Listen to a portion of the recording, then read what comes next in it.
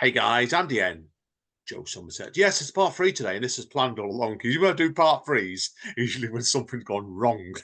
Not today because me and Joe, didn't we? We decided we thought it makes sense to do 2 parts and do the recording separate, didn't we, for reasons. So over to you, Joe.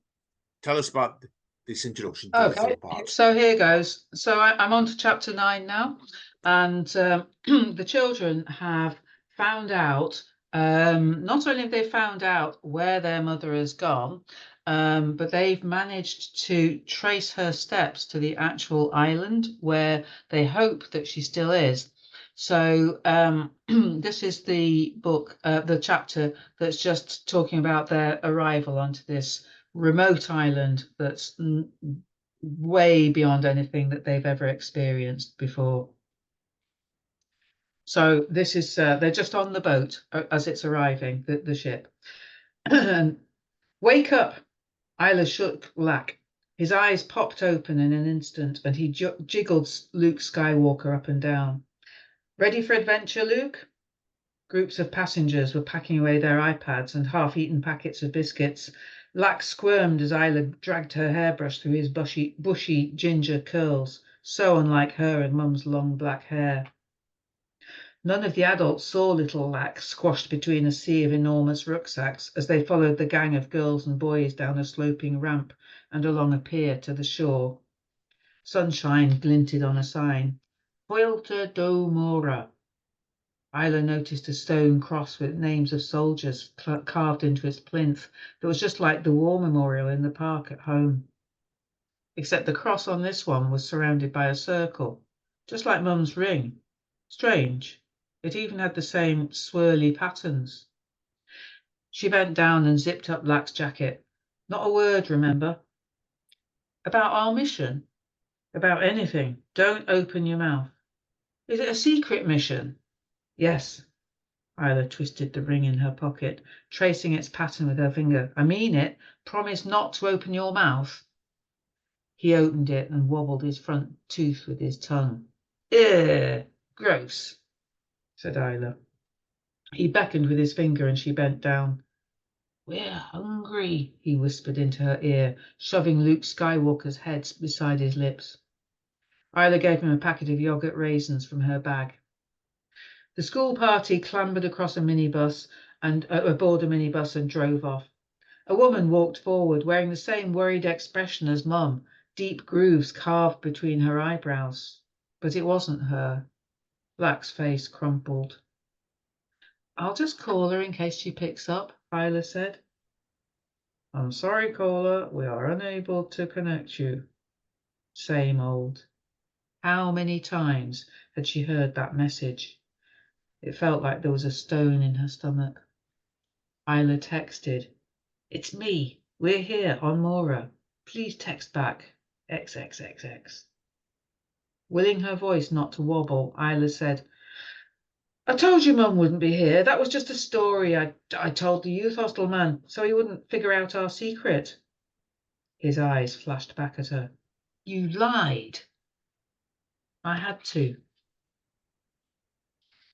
They lugged their bags to a flat spot.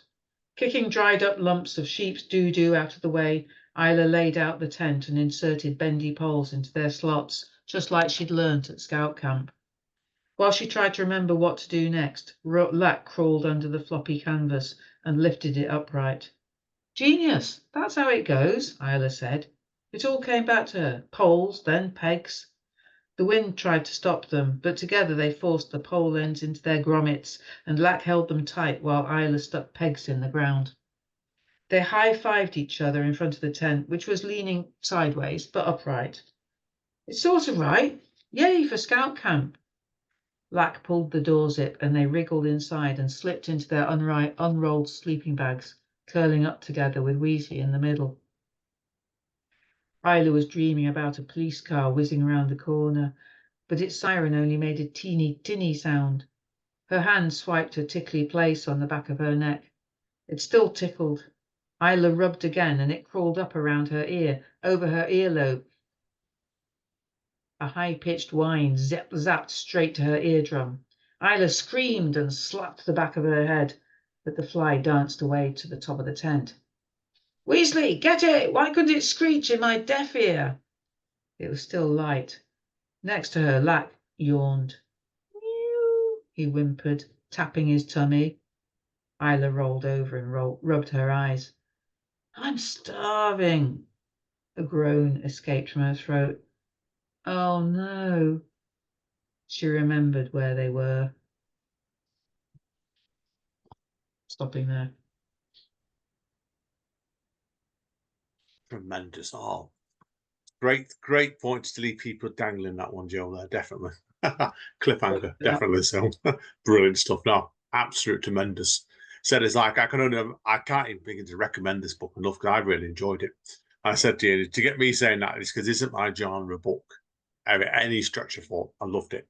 Tell people, get it. So Joe, give the hard sell again because we made people wait for the 2 extras. Where can people get hold of the books again?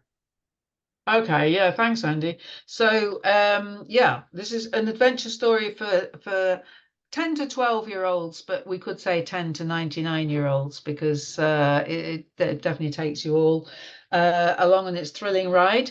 And it's available from local bookshops. It's available online from Amazon, and it's available from the publishers, stairwellbooks.com. And you can also find all of those on the website www.missionfindmum.com. Tremendous. No, excellent stuff indeed, Joe. So good luck with the book, definitely. So I wish you all the best to that. So, and who knows? There may be a sequel to it someday as well. But I'm not asking about that because I never know we're writing, so there's no point asking. So good luck with it, Joe. Keep in touch. And thank you again, as always. So Thank you.